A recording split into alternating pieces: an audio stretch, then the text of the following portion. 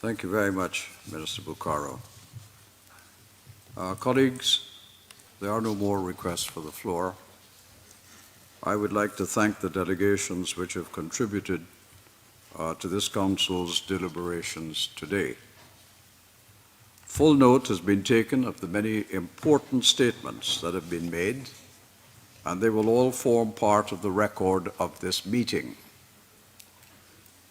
Now, in the absence of any formal document before us today, apart from the Secretary General's presentation and what we have heard from Minister Bucaro, I would like as Chair to summarize the meeting from the copious notes I've taken of what people have said and try to set out what appears to be a consensus arising from our deliberations here this morning.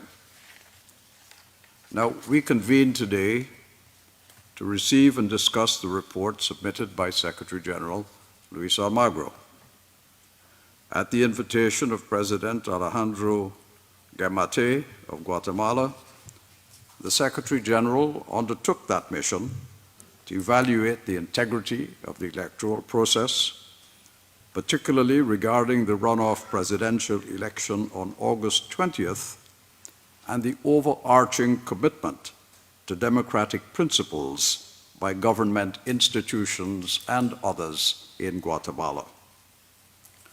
On behalf of this Council, I commend Secretary General Almagro for his thorough engagement with diverse sectors of Guatemalan society, including the two candidates contending for the presidency of the country, Sandra Torres and Bernardo Arevalo.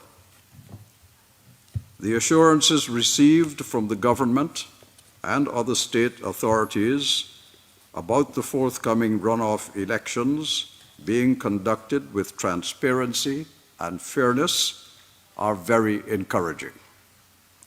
So too is the assurance that they will accept the result of the elections, including the runoff presidential elections, and that there will be an open and transparent transition of power.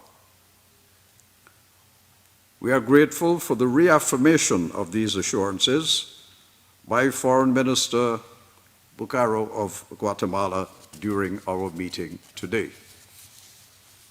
The invitation of President Giammattei for the OAS Electoral Observation Mission, suitably strengthened and bolstered, to continue its role not just for the runoff elections, but until the inauguration of the new president on January 14th, 2024, is very encouraging. However, members of this Council remain concerned, as they have said, about actions of the public ministry in relation to the work of the Supreme Electoral Tribunal, including 13 cases or even more which have been brought against the tribunal.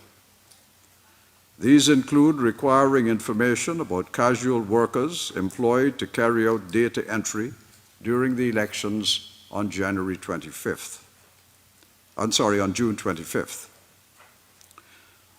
The Council has taken good note of the Government of Guatemala's assurances that it wishes to ensure a democratic and transparent process from now through the August 20th runoff presidential elections and up to and including the installation of a new president in January.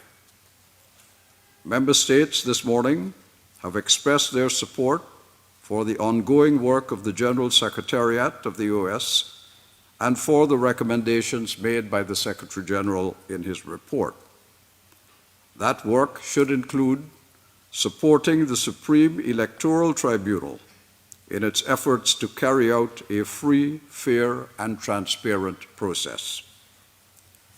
Now, conscious that we are now only 10 days away from the runoff presidential elections, and desirous of contributing to a peaceful, free, and fair process, this Council appeared to agree that the OAS through its strengthened and bolstered electoral observation mission, will accompany the process, including the installation of a new president, with vigilance and with keen attentiveness. Further, the Council will meet as soon as possible after the August 20th runoff elections to receive a report of the conduct of those elections and its results. And at that time, this Council will further review the situation in Guatemala in the context of the OAS Charter and the Inter-American Democratic Charter. Unless there's any objection, I believe this summary accords with the Council's consensus.